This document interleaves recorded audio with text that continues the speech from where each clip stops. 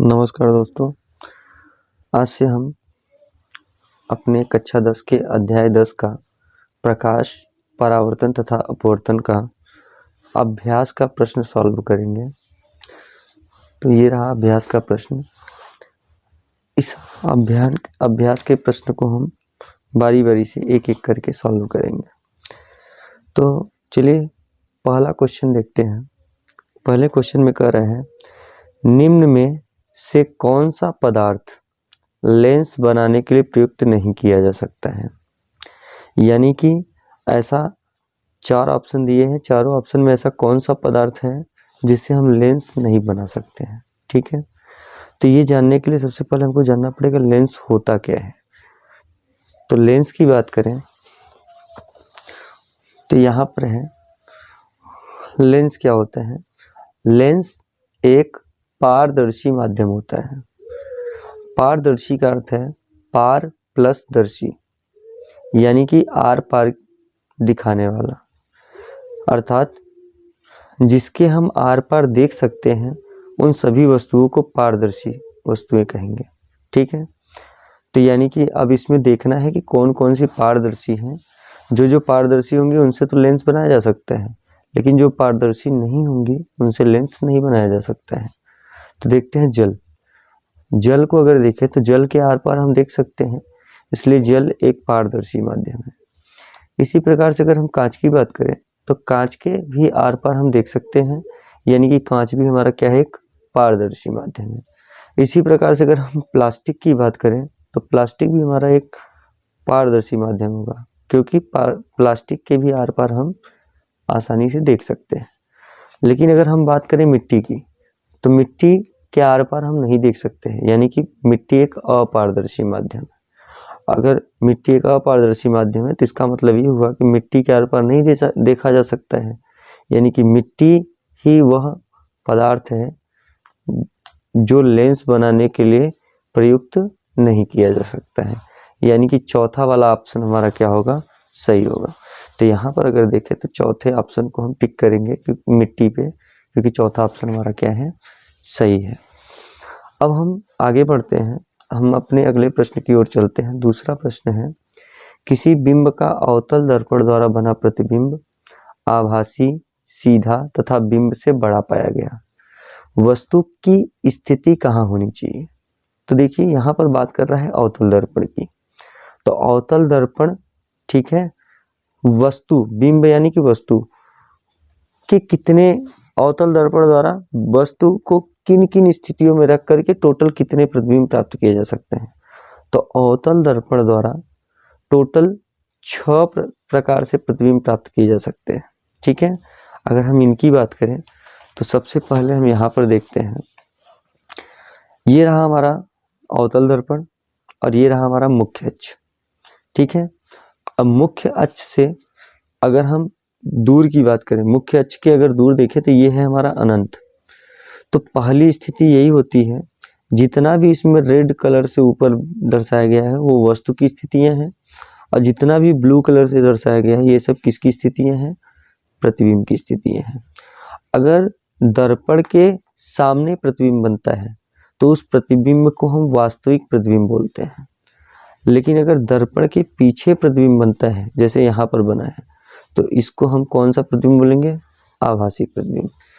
तो इसमें अगर हम ध्यान दें तो इसमें टोटल 6 स्थितियां आती हैं। सबसे पहली स्थिति आती है जब हम वस्तु की स्थिति अनंत पर हो, यानी कि वस्तु को हम अनंत पर रखें। जब हम वस्तु को अनंत पर रखते हैं, यानी कि पहले कंडीशन में, तो यहाँ पर अगर रखेंगे तो वस्तु का जो प्रतिबिंब बनेगा वो कहाँ पर बनेगा, मुख्य फोकस पर बनेगा। ठीक है, तो अनंत पर रखने पर प्रतिबिंब की स्थिति मुख्य फोकस पर होती है। अब चूंकि प्रतिबिंब इसी तरफ बन रहा है तो इस तरफ कैसा प्रतिबिंब बनता है, वास्तविक, तो वास्तविक प्रतिबिंब बनता है। अब विन्यास मतलब होता है कि वस्तु उल्टा बनेगा कि सीधा। तो चूंकि हमको पता है कि वस्तु बिंदु आकार का बन रहा है तो बिंदु में उल्टा या सीधा कहना गलत होगा, लेकिन अगर फिर भी अगर लिखना चाहे तो हम यहाँ पर लिख सकते हैं उल्टे आकार का। ठीक है, तो विन्यास हो जाएगा उल्टा। और अगर हम प्रतिबिंब के आकार की बात करें तो प्रतिबिंब जो होगा वस्तु से अत्यधिक छोटा, यानी कि बिंदु आकार का होगा। ठीक है, ऐसे ही अगर हम दूसरे कंडीशन की बात करें तो सी से परे रख सकते हैं, यानी कि ये मुख्य अक्ष हुआ, यहाँ पर है हमारा बिंदु सी जिसको हम वक्रता केंद्र बोलते हैं, वक्रता केंद्र से दूर रख रहे हैं, इसका मतलब यहाँ पर रख रहे हैं, ठीक है। तो इसको बोलते हैं सी से परे। परे मतलब दूर, यानी कि दर्पण से दूर, ठीक है। परे मतलब इधर भी हो सकता है, लेकिन ये दर्पण, परे का मतलब हो गया दर्पण से दूर की बात कर रहा है, तो हमने सी से परे मतलब दूर रख दिया। तो ये दूसरी स्थिति है, ये वस्तु की स्थिति है दूसरा। तो हम स्थिति के लिए याद कर लेते हैं, हम जितना ही दर्पण के करीब जाएंगे, हम जितना ही दर्पण के करीब जाएंगे, प्रतिबिंब उतना ही हमारे करीब आता जाएगा, ठीक है। तो यानी कि अगर हम अनंत पर थे तो मुख्य फोकस पर था, अब हम और आगे आए तो दर्पण और हमारे पास आएगा, यानी कि मुख्य फोकस से हट करके दूसरी स्थिति कहाँ पर आ जाएगी, वक्रता केंद्र यानी कि सी और मुख्य फोकस यानी कि कैपिटल एफ के बीच में हमारा क्या होगा, प्रतिबिंब बनेगा। तो यानी कि सी से परे रखने पर सी और एफ के बीच, सी और एफ के बीच ही हमारा प्रतिबिंब बनता है। और चूंकि प्रतिबिंब इस तरफ बन रहा है मतलब वास्तविक बन रहा है, ठीक है। और यहाँ पर कैसा बन रहा है, उल्टा। अब पहले बिंदु आकार का बन रहा था, अब बिंदु आकार से थोड़ा बड़ा, लेकिन वस्तु से हमेशा छोटा, तो वस्तु से क्या होगा, छोटा बनेगा।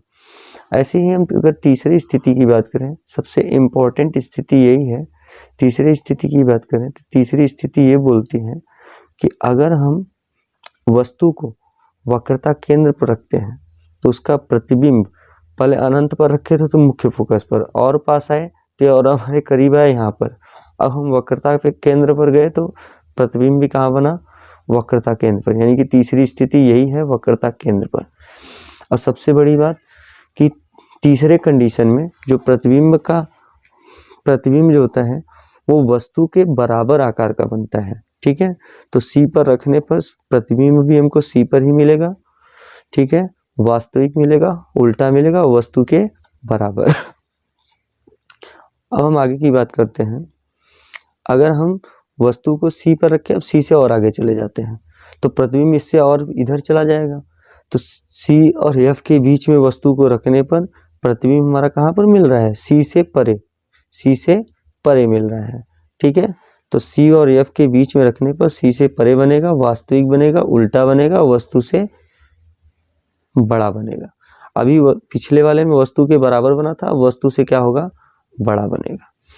तो ये हो गया हमारा चौथी स्थिति। पांचवी स्थिति की बात करते हैं, अभी हमने यहाँ पर रखा, अब पांचवी स्थिति हमारी कौन सी है, ये मुख्य फोकस पर। तो मुख्य फोकस की बात करें तो मुख्य फोकस पर जो प्रतिबिंब बनेगा वो कहाँ, पहले हम अनंत पर रखे थे तो मुख्य फोकस पर बना, अब हम मुख्य फोकस पर रखेंगे तो कहाँ पर प्रतिबिंब बनेगा, अनंत पर, यानी कि एफ पर रखने पर प्रतिबिंब हमारा अनंत पर बनेगा, वास्तविक बनेगा, उल्टा बनेगा। अब वस्तु से भी बड़ा था, अब वस्तु से अत्यधिक बड़ा होगा, चूंकि अनंत पर रखी वस्तुएं बहुत बड़ी होती हैं, इसलिए अगर अनंत पर प्रतिबिंब बन रहा है तो वो भी अत्यधिक बड़ा होगा। ऐसी हमारा लास्ट कंडीशन और मोस्ट इम्पॉर्टेंट कंडीशन, छठवां कंडीशन है कि अगर हम किसी भी वस्तु को दर्पण के ध्रुव यानी कि P और मुख्य फोकस यानी कि F के बीच में अगर रख दें किसी वस्तु को, तो वो क्या होगा, उसका जो प्रतिबिंब बनेगा वो अब दर्पण के सामने न बन करके दर्पण के पीछे बनेगा यहाँ पर।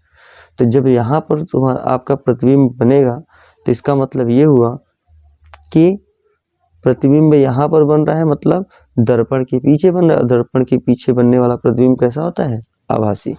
यानी कि इसमें तीसरा और चौथा सबसे इम्पोर्टेंट कंडीशंस है, सबसे ज़्यादा यही परीक्षा में पूछता है। तो तीसरा और छठा कंडीशन, तो छठवें में हम जब हम P और F के बीच में रखेंगे वस्तु को तो प्रतिबिंब की स्थिति कहाँ होगा, वस्तु के दूसरी ओर, ठीक है, आभासी बनेगा, सीधा बनेगा। आभासी में हमेशा प्रतिबिंब सीधा बनता है और वास्तविक में हमेशा प्रतिबिंब उल्टा बनता है। तो आभासी है तो सीधा बनेगा, वास्तविक रहता है तो हमेशा उल्टा बनेगा, ठीक है। और वस्तु से कैसा बनेगा, बड़ा बनेगा, वस्तु की अपेक्षा क्या होगा, बड़ा बनेगा, ठीक है। तो अगर हम क्वेश्चन की बात करें तो क्वेश्चन क्या बोल रहा है, क्वेश्चन बोल रहा है किसी बिंब का अवतल दर्पण द्वारा बना प्रतिबिंब आभासी, सीधा तथा बिंब से बड़ा पाया गया। ठीक है, तो वस्तु की स्थिति कहाँ होनी चाहिए, मतलब वस्तु कहाँ पर रखें कि उसका प्रतिबिंब आभासी बने, सीधा बने और बिंब से बड़ा बने। तो मैंने अभी को बताया छठा कंडीशन, आभासी, जब भी वस्तु का प्रतिबिंब आभासी बनेगा तो वहां पर हमेशा प्रतिबिंब सीधा बनेगा। ठीक है, यानी कि आभासी और सीधा की बात करें तो वस्तु में कौन सा कंडीशन है, एफ व पी के बीच, यानी कि एफ को बोलते हैं दर्पण का फोकस और पी को बोलते हैं दर्पण का ध्रुव। तो यानी कि दर्पण के ध्रुव तथा मुख्य फोकस के बीच की बात कर रहा है। तो ये चौथा वाला ऑप्शन हमारा क्या होगा, सही हो जाएगा। तो इस प्रकार से हम इसके 2 प्रश्नों को सॉल्व कर लिए। अब अगले वीडियो में हम तीसरे और चौथे प्रश्न को देखेंगे। धन्यवाद।